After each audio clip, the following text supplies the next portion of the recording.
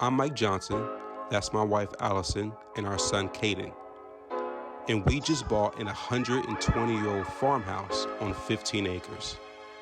We set this channel up so that you can follow us on our journey to renovate this property into a retreat that our family and friends can enjoy for decades to come. But I gotta warn you, there will be challenges, and this won't be easy. And whoa, look at that. But then again, what worth having is easy. So hit the subscribe button and we'll bring you along every step of the way. Let's go. Hey, what's up folks? It's Mike with episode 10, and today we're going to talk about a mistake that we actually made when we bought our property. And it's all about internet, right? So if you're like us, you likely grew up in the city and live in a city where wherever you go, you have access to high-speed internet. But if you're thinking about buying property in a rural or country area, there's a good chance that there may not be hardly any options for high-speed internet. So if you're looking to buy a property in these areas, it's best to check and see if the address actually has access to some form of high-speed internet. Now, we knew this going into our search and we did do some diligence, but here's the mistake that we made, and I'm going to share with you how you can avoid making the same mistake.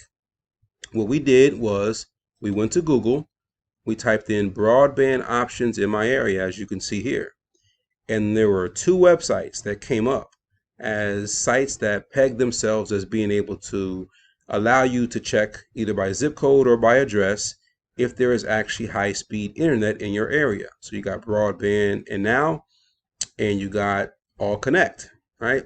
And so if we go to Broadband Now, you can see that if you type a zip code in, it'll tell you what the options are. But if you know internet options and internet connections, you know that it's impossible to really be sure that your specific address has access to broadband internet by searching just by zip code, right? So at least there's allconnect.com, which we notice has an option to actually search by physical address. So if you look at this listing here, you'll see that this address, 50 Whispering Pines Lane in Jasper, Georgia, which is currently for sale, by the way, lists HughesNet as one of the four options. By the way, if HughesNet is your only option, everyone that I've talked to in regards to HughesNet says it sucks. So just be aware of that. But HughesNet is an option. It looks like there's also Kinetic as an option, which is a Windstream company. And it looks like they have DSL or fiber. And of course, the largest network in the US, Verizon, has a wireless connection, right? So if you're looking at this address, you can say, well, at least I have DSL or fiber as an option based on my actual address, right? But guess what?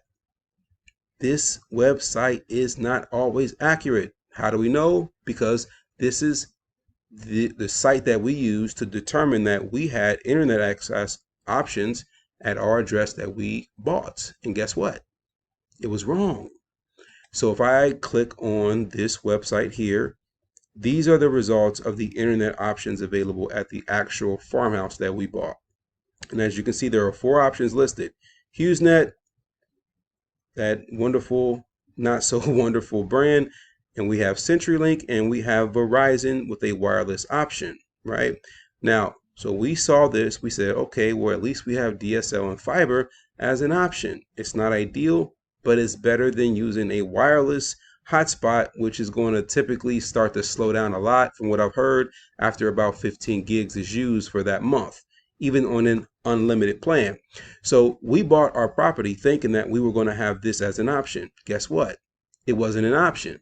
We didn't learn that until we actually called CenturyLink to confirm that they actually have a DSL or fiber service on our actual location. And so the point of this video is that if you are looking to buy property out in the country, make sure you call the actual providers in your area and physically give them your address and confirm what options they have. Don't trust these generic sites like Broadband Now and All Connect, because they're not even close to being foolproof. Now, fortunately, this episode ends on a bright note, because despite our mistake, and thanks to the hard research of Allison, she was able to find a company that's entire mission is getting high-speed internet access to the rural areas of North Carolina, which is the state in which our farmhouse is located. And ironically, she found this company just as they were really beginning to ramp up, and they had literally just stood up the tower to light up our block, or our street, I should say, about a week or two before she found them. So they were just getting started in our county, and we were able to get them to come out and install high-speed internet. And it's actually pretty impressive. At sometimes it kind of felt like it was even faster than our internet in the actual metro area where we live currently. So there is a bright side to this, and chances are there will be efforts in your area as well to get high-speed internet access. Be on the lookout. Create Google alerts around high-speed internet based on your county or your state, and see if there's going to be some light at the end of your tunnel as well. Our system in particular is just a very simple system where we have a small antenna that's mounted on the outside of our house, and it communicates to a tower, which then gives us internet access based on a installed modem. So it's a very simple concept. Again, make sure you contact providers directly. Don't make the same mistake that we made. Luckily, we got bailed out, but you may not be so lucky. So, till next time. Click that subscribe